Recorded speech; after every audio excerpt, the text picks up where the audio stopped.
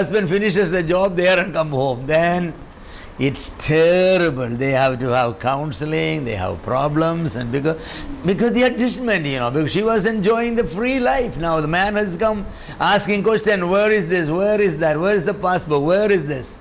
What are you asking? So it's interference. But that should not be, family life, children. Sometimes children are happy when the father is not there. If the father is going away, oh, there's great joy. Daddy is coming. Oh, daddy is coming. Why are you scared about daddy? Daddy is a fear for you.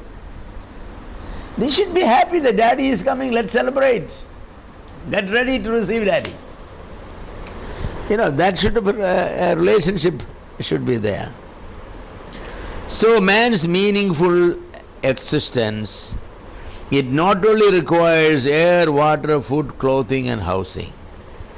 He needs love and fellowship and understanding and encouragement, an aesthetic environment where you enjoy the nature, the beauty, and the family fellowship and all that thing.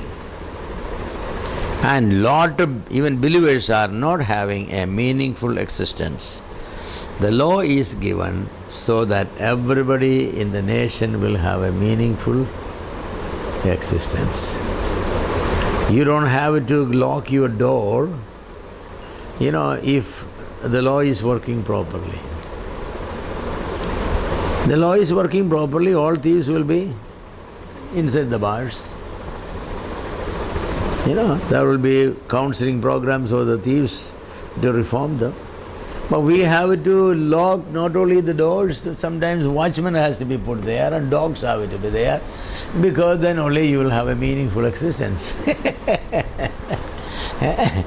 Well, God never meant it that way. In millennium nobody is going to have even doors for their houses, because that everybody is going to sleep under his fig tree and wine, The climate will be very nice. It will be like Central AC. Yeah, Central AC and everything. You don't go inside. You just lay down there and the night comes. Even the animals are going to change their nature back to the original. That originally that was way. Lions used to eat grass in the originally, so they go and revert back to eating grass. And snakes are not going to bite people anymore. Okay, Joel? But Joel enjoyed there because he was in the not only the ICC, he was in the ICCU, intensive care coronary unit, because they are afraid that his heart may stop or something, So he was there, the AC there. And the nurse is coming every 5 minutes and asking, how you doing? Still alive?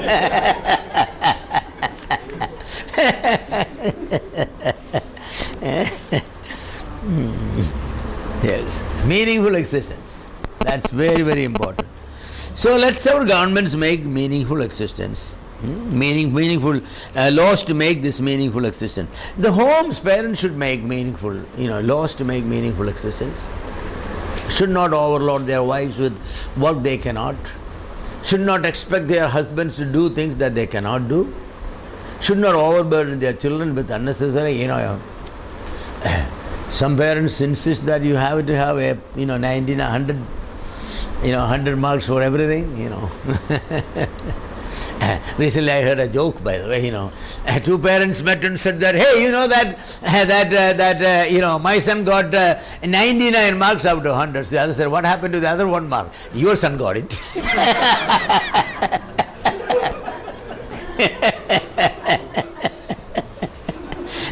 So everybody is asking, people to get children. They should all get 100 out of 100. Well, that's very good if they get it. But what are you going to sacrifice to get it? That's also a question. Every child should get 8 hours sleep, right? 8-10 hours sleep, depending upon the age and health. You're keeping him awake till 2 o'clock to get that 100. You think he's going to have a meaningful existence? I don't believe. That's the way to have a meaningful existence, you know.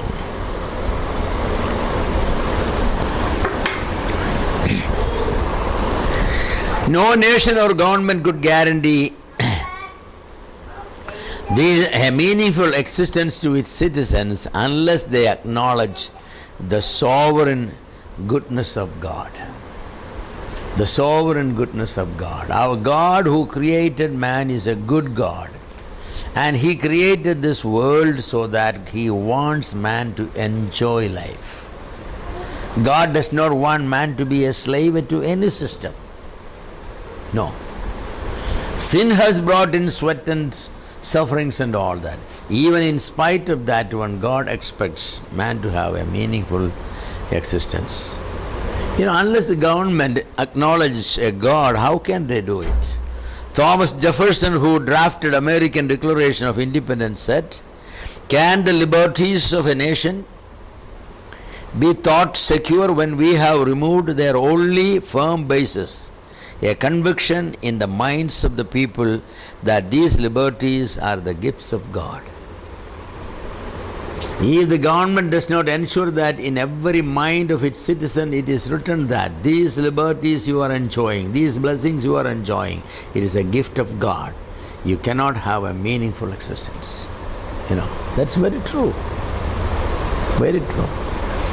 Even when you may have a simple food, may not be the food you really like to have, but when you sit before it and you acknowledge the goodness of God in providing this food, when there are many fellow beings who do not have even that one, when you acknowledge that, that's when that food becomes meaningful to you. Lord, thank you, you have given me this food. When there are many children hungry and crying to their parents, "Mummy, I'm hungry." How often we complain about it? This is not good enough, this is not good enough, what is this, what is this, what did you make it? You know, this, take it away. You know, the meaningful enjoyment of a supper, a simple meal, you know. It's true, if God has given you opportunity to go to enjoy a good meal with your wife and children and all your neighbors or friends to a 5-star hotel, do it if you could afford it. Not everybody could afford it. I knew a family, very rich, he's very, very rich. He had 9 children, all are FRCS doctors in England, all of them. So they all come together once a year. That's their pattern. They all come together for 2 weeks, or, you know, back home. And a mother died, so they take their father, you know, they for a trip here, there, and they go only 5-star hotel. So Dad, come on, we'll have. So Dad said, "You can go and eat from the 5-star hotel. You got a rich father, but I got a poor father, so I will go to this Krishna's hotel and eat katagapi and vada." He came from a poor home, and by his labor and hard work, he became very rich. You know, he's a very big, successful businessman. He educated all his children. They are all FRC doctors. So he was right there. You got a rich father. You can afford to go. Go ahead. Enjoy. But as for me, I'm the son of a poor man. I enjoy going to this poor hotel. The thing is, he is grateful to God, you know, that I have a poor father, I had poor lifestyle, you know, I never had the privilege of going to a 5-star hotel, but my satisfaction, I'm satisfied here. Isn't that more important? That's what more important. It's not where you eat, what you eat, how you eat, that's more important. I have sometimes noticed these boys in the railway tracks and all, you know, beggars, small boys, somebody eat their supper or lunch and throw away, and the rest of it, and they go and they fight with the dog sometimes, open it and they eat it. But have you ever looked at their face? How happy they are, their eyes are wide opened. Wow! They may not be saying God has given it, but they are happy. And for that very reason, those people look very healthy. And our children, mothers from morning are carrying the bottle and this and that and all that, kunyak, thin, you know, this is, they are coming every day down. Because the children find it a burden. Mother is troubling me. Leave me alone. I don't want to eat it. You know, I like to be hungry. So give your children food. When the children come and ask their, "Mummy, can I get milk?" they take it meaningfully. Otherwise, half down, half in, then everything out. Of course, I'm not saying that you should not, feed your child or anything, but sometimes we feel that our children don't appreciate food. Food is a burden for them. It's a burden for them. Oh, I have seen even some of my grandchildren. They see their mother bringing with food, they start crying. They start crying. Why? Because I don't want you to force me to eat. Why force children? The meaningful life. There should be some amount of acknowledging the dignity and the goodness of other people. So Thomas Jefferson was right.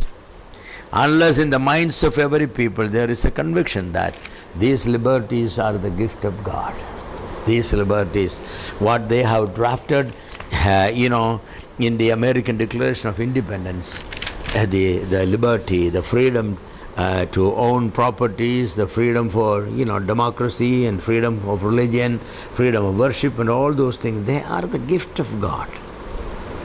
We are living in India. It's a free country. To be honest, I think it's the most free country in the world I have felt. It is. You can do anything that you want to do as long as it is not against the law. Nobody is going to stop you. If you happen to be in Pakistan, you cannot go to the church and worship freely. Here we can do all things. So we should be grateful to God that this is a God-given freedom. We should love our country. We should pray for our country. We should support our country. We should obey all the laws as far as those laws, as much as those laws are in harmony with the law of God. The only time we should question it is when they are against the laws that God has made. The Old Testament government is a classical example of a divinely sanctioned, properly balanced legal system of checks and balances to minimize human abuse, to guarantee meaningful existence. If you really wanted to know what a government is meant to be, go to the Old Testament. Yes. There were abuses because there were bad kings. But when there were good kings who respected the law of God, the Bible and those provisions and ruled accordingly, that was the best government. The laws were all biblically honored and everybody was having a meaningful existence. Yes. Good kings. And we should study that, the Old Testament contains laws and rules and regulations on most any subject, on your marriage, birth of children, family life, property rights, your neighborhood, neighbor's relationship with that one, and the charity, and your relationship with God, your freedom of worship, and everything it touches on. So government should be operating like that. And none of those laws was a burden for the people. It became a burden during the time of Solomon because Solomon wanted to build. And Solomon is the one who is responsible to destroy the nation of Israel. Nehemiah said it. He was a wise man, yet he had to build temples for all pagan wives, not one or two, about 1,000. To satisfy one wife is very difficult. What about 1,000 of them? And do pagans, everybody wants their deity separate and they have their temples and all these things. So Solomon destroyed, he taxed people. So with his death they came to Rehoboam. Your father has made our life terrible. Lessen some of the tax burdens. He listened to his contemporaries, the young people, the young, rash blood, unreasonable. They said that, tell them that my father's loins are only as big as my small thumb. I will chastise you with scorpions and with this and that. So what happened? 10 tribes went away. See that? When governments do not rule right, people will come to the bottom of their patience and then they will rebel. This is what we see everywhere. The endurance level of the people, it may vary, but there is always a bottom line when the people come, But it's taxation, abuse by police, whatever it is, they have an endurance level. When it comes to the bottom, they rebel. So good governments will always pay attention. They will check with people and see whether they are happy. Their needs are met. They could have a meaningful existence. When Adam and Eve sinned, God did not prepare a case against them arbitrarily. You will notice that God did not, all-knowing God knew all that happened. But yet how did God came? In preparing the FIR, God called one by one and asked them why they did what they did. Then only He finally made the case and punished. That is the procedure every government has to follow. Every individual must be asked to explain what he has done, why he has done, before preparing the FIR. Then the punishment will be due according to their offense. You watch out, Adam was not given the punishment, Eve was given, Eve was not given the punishment, serpent was given. The punishment varied according to the role they had. Yes, it was. God never cursed man, you know that? Adam or Eve were not cursed. Later the earth was cursed because, of the blood of Abel was there. But God was very good. He never punished more than. That is the exercise of the law. The law should never be abused. The law must always keep in harmony. Our Old Testament said teeth for teeth, eye for an eye. What does that mean? It means that the punishment should never exceed the crime. You cannot take two teeth for one teeth. So that was the law there. You can never punish a person, more severe than the crime. Of course, for monetary offenses, sometimes fourfold was to be paid. Yes.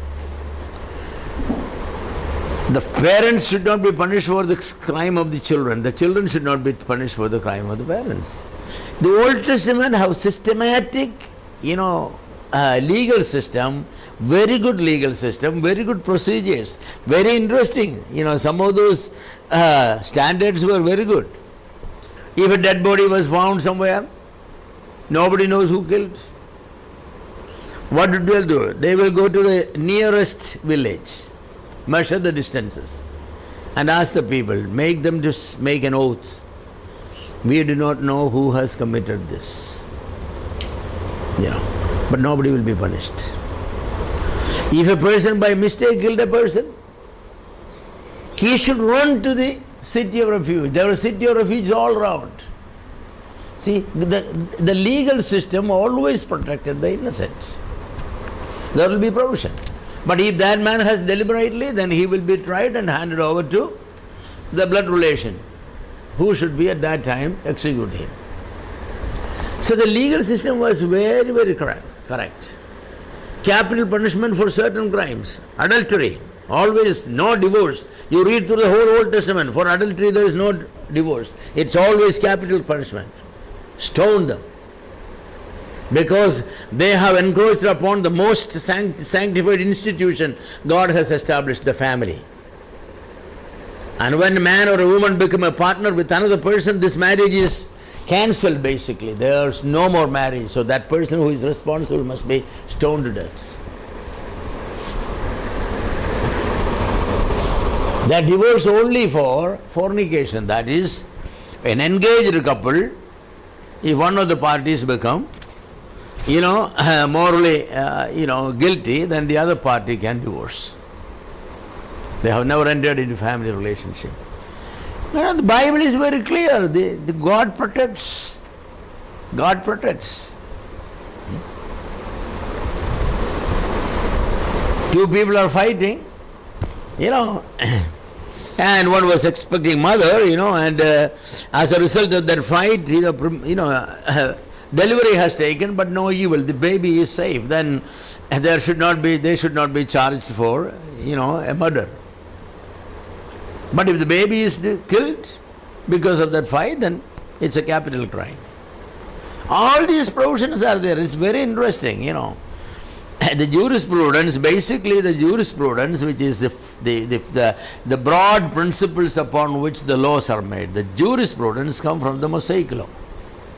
The Roman jurisprudence is the most advanced jurisprudence in the world, and that come from the Mosaic law, basically, the provisions of the Mosaic law.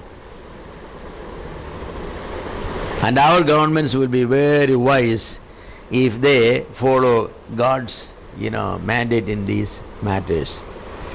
The Biblical Criminal Procedure Court made it absolutely certain that no innocent person should be punished, even if a guilty person escapes. If no evidence could be provided, 2 or 3 witnesses, you should not punish him. Law said that with one witness you cannot punish a person because he may be a false witness. You have to have minimum 2, and they must be cross-examined separately. On cross-examination, if their witness don't agree, then they are false witnesses. Again, Jesus, many witnesses were brought, but on cross-examination, Pilate found none of them agree. So Pilate knew that he was handed over by jealousy. But Pilate wanted to ensure that his office will be there. So he thought about it. He thought it's better to give Jesus for crucifixion than displeasing the Jew, because already dozens of complaints have gone to Rome against Pilate. One more complaint, Pilate was afraid that his job will be lost. So he didn't want it. So the Bible, the Criminal Procedure Code, the way the evidences were taken and all those things. We are living in a time when a good criminal lawyer can make the innocent man guilty and the guilty man innocent. Is it sad? It's sad. After spending 20 years in the jail, then the court find out that he was innocent and this man is let free. No compensation for his. How can they compensate? But he's not fit to live outside. He has nobody. He lost everything. All that he could is look back the prison and say, "Thank God, I'm free." No, it can never happen in the biblical criminal system. It could never happen. You read through all. Even look at Achan's case. He was guilty. How carefully each tribe, each family was taken, and then Achan was taken, and then Joshua calls him, "Son, tell us what you have done." There is no threatening. He was required to present the case, and he said everything. Then people were sent to dig the ground, find out, the evidences, and then they were stoned. Everything is as per the rule. Later years, the Jewish people were misusing, like Isabel, Ahab, how that innocent man, he was executed and his property was taken away. How that innocent person, Stephen, was executed. And how many? With that one, the destruction of the Jewish nation came. For about 2,000 years, from AD 70 to 1948, there was no Jewish nation on earth. The abuses they have done. So what is God saying? That you violate my moral laws, my civil laws, my criminal laws, you will pay dearly for it. You will pay dearly for it. So if our governments will do, honor it, and if we Christians are little more conscious about the importance of the law and obeying the law, and what are the nature of the law, what is our duty towards law, why laws are made, what's the basis, foundation of the law, the jurisprudence, what is built upon. I think we should educate our people, in our preaching and teaching we should add some of these things. Instead of preaching always John 3:16, which is my favorite verse, or always preaching on tithing. These are all biblical matters, about government, about ethics, and all these things. I think we, somehow the evangelicals have narrowed down their spiritual life, their church life into just a handful of topics and matters. Okay. If someone stand up and preach on these things on Sunday, everybody say, "Oh, wasted." What was he saying? Law, he said that. I thought we were under grace. Yes, we are under grace. But that's not the law we are talking about. So, next week we'll start discussion on politics. Yeah, it's more interesting, because everything is politics these days. Yes.